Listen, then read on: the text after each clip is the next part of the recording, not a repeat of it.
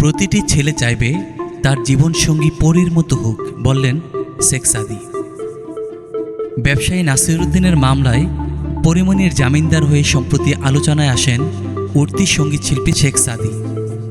এই গায়ককে নিয়ে পরীমনি তার ফেসবুকের ওয়ালে একাধিক পোস্ট করেছেন।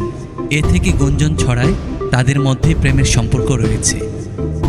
তারা প্রেমের গুঞ্জন উড়িয়ে দিলেও সাদীর সাম্প্রতিক একটি পোস্ট নজর কাড়ে সবার, যেখানে পরীর প্রতি মগ্ন হওয়ার ভাব প্রকাশ করেন সাদী।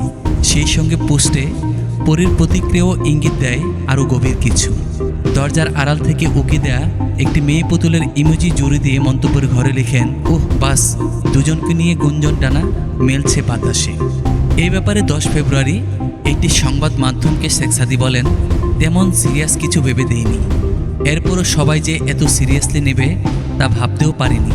তবে এখন থেকে ফেসবুকে কিছু লেখার আগে অবশ্যই ভাবব। আমরা সহকর্মী, একসঙ্গে কাজের পরিকল্পনা চলছে, এর থেকে আর বেশি কিছু নয়। ক্যাপশন সম্পর্কে জানতে চাইলে তিনি বলেন, চ্যাট জিপিটির কাছে ক্যাপশন চেয়েছিলাম, সেখান থেকেই এ ধরনের একটি বাক্য পেয়েছি। তারপরেই জানতে চাওয়া হয় গায়কের কাছে, চ্যাট জিপিটি কি আপনার মনের কথা বুঝে গেল? হাসতে হাসতে শেখ সাদী বলেন, বিশ্বাস করেন চ্যাট জিপিটি বেশ স্মার্ট, কিন্তু বিষয়টি এমন নয়। তবে এটা ঠিক, প্রতিটি ছেলে চাইবে তার জীবনসঙ্গী পরীর মতো হোক। পরীর মতো তাই লিখেছি, তাহলে আমি এখন পরী পেতে পারি।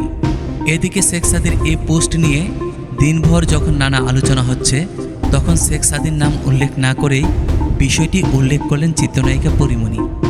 এদিন রাত 9টার দিকে ফেসবুক ভেরিফাইড পেজে এক স্ট্যাটাসে তিনি লিখেন, ওরে পরী মানে ডানাওয়ালা পরী, পরীমনি না।